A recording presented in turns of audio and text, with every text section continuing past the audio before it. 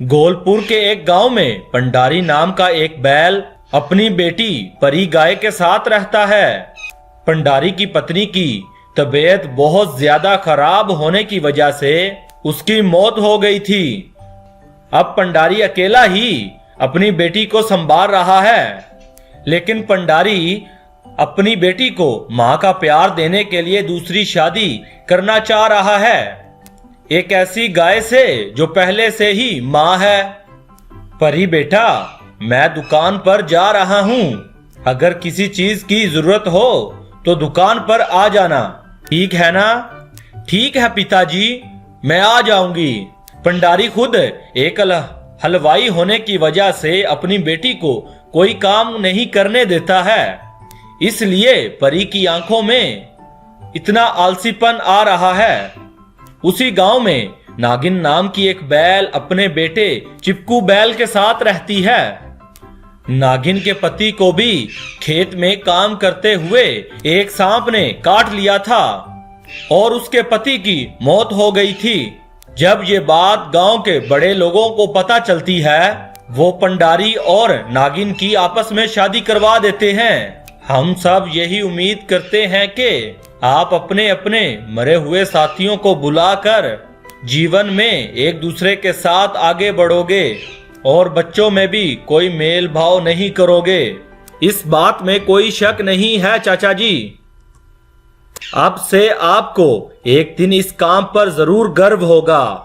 ऐसे कहते हुए नागिन सबको अपनी बातों से खुश कर देती है, लेकिन नागिन के बेटे और उसकी हरकतें नागिन के नाम की तरह ही होती हैं। चिपकू दिन भर घर में रहकर शायद बेजार हो जाएगा, उसे मैं अपने साथ लेकर जाता हूँ, वहां से 4 लोगों से मिल जाएगा और मन हुआ तो थोड़ा सा काम भी सीख लेगा। ऐसे कहते हुए पंडारी नागिन के बेटे को अपने साथ अच्छा सोच कर लेकर जाता है, लेकिन अब नागिन को लगता है कि पंडारी उसके बेटे से मजदूरों वाला काम करवाएगा, इसलिए वो भी ऐसे सोचती है। वो कहती है कि मेरे बेटे को जितनी वहां तकलीफ होगी, मैं इसकी बेटी को इतनी यहां तकलीफ दूंगी। ऐसे सोचते हुए नागिन परी को बहुत ज्यादा पानी लेकर आने को कहती है। वो नदी गांव से मीलों दूर है, इसलिए परी ऐसे कहती है, आपका दिमाग खराब है, इतनी दूर से मुझे पानी लेकर आने को कह रही हैं, वो भी घर में इतना ज्यादा पानी होने के बावजूद मुझसे जुबान लड़ाती है। बदतमीज लड़की, चुपचाप जाकर पानी लेकर आ। अगर मना किया या अपने बाप को बताने की कोशिश की तो मैं तुम्हारी पहली माँ की सारी यादों को जला दूंगी। वो बात सुनकर परी चुपचाप पानी लेकर आने को चली जाती है। वहां से एक मटका पानी लेकर आने तक शाम हो जाती है। पंडारी जब घर आता है तो परी को इतना ज्यादा थका देखकर पूछता है। उससे पहले नागिन जवाब देती है, सुबह से लगातार खेल रही है ना, इसलिए थक गई है बेचारी, उसे अब थोड़ा आराम करने दो। लगता है माँ बेटी की एक दूसरे के साथ अच्छे से जम रही है। मुझे ये देखकर बहुत खुशी हुई। हम दोनों की आपस में तो अच्छे से जम रही है, लेकिन तुम दोनों का दिन कैसे रहा? सब ठीक है ना बेटा चिपकू?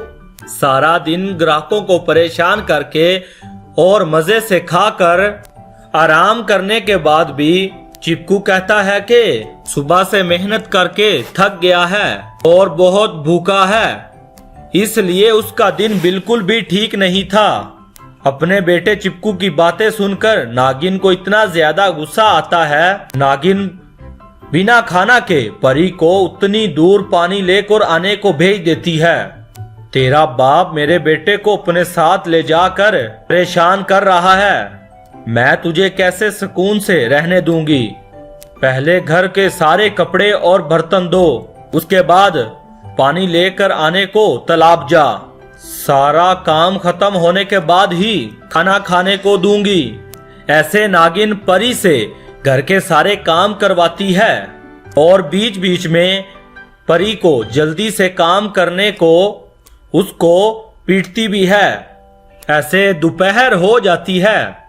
दोपहर को पानी ले गई परी बेहोश होकर ट्रेन की पटरियों पर गिर जाती है। उसे एक गांव वाला बचाकर पंडारी के पास लेकर जाता है।